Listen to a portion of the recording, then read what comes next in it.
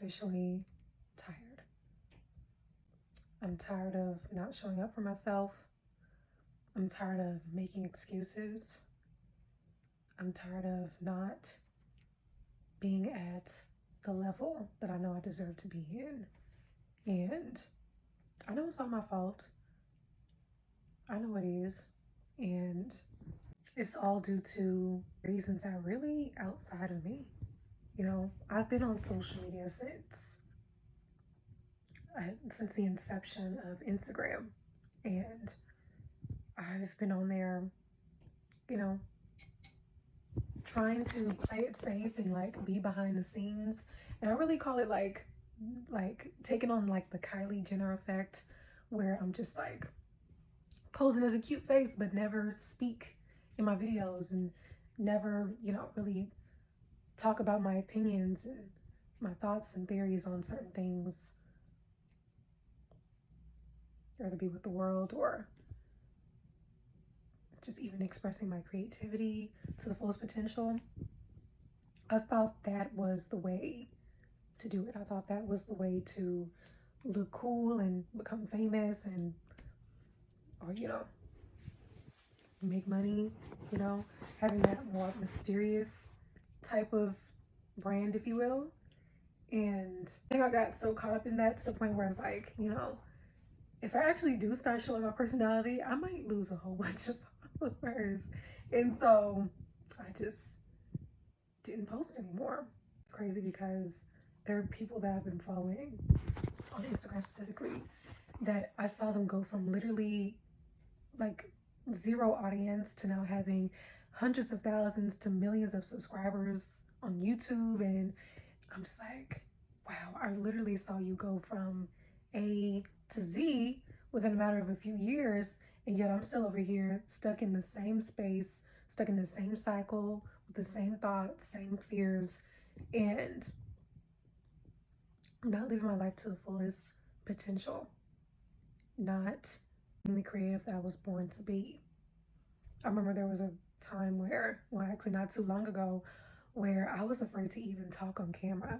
I was afraid of people hearing my voice for the very first time, or, seeing my expressions, seeing my face, and just having like a different perception of me. It's taken me a really long time to finally get to the point where it's like,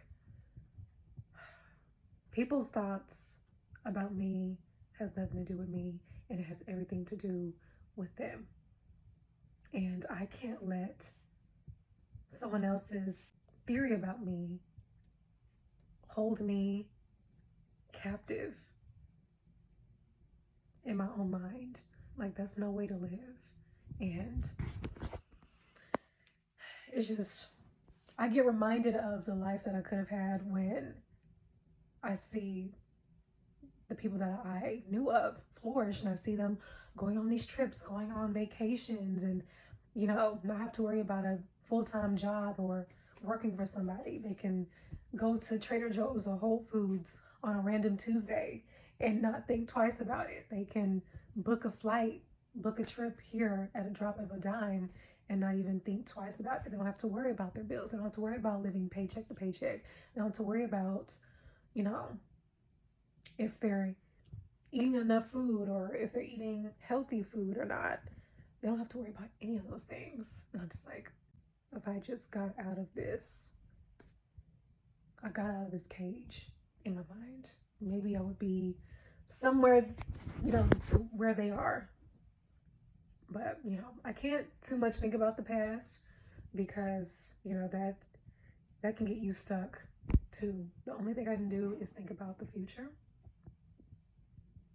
which is why I'm creating this video diary, if you will. I'm trying to hold myself more accountable to my goals and the things that I'm looking forward to, especially this year.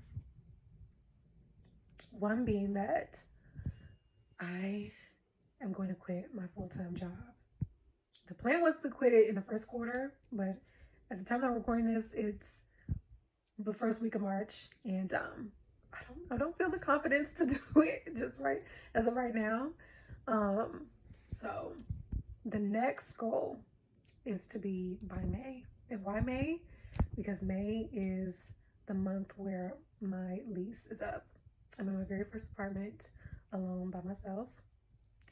I got the lease by myself. I'm not living here alone. My mother stays with me as well, which is a whole nother story. But I'm not going to tell her business right now.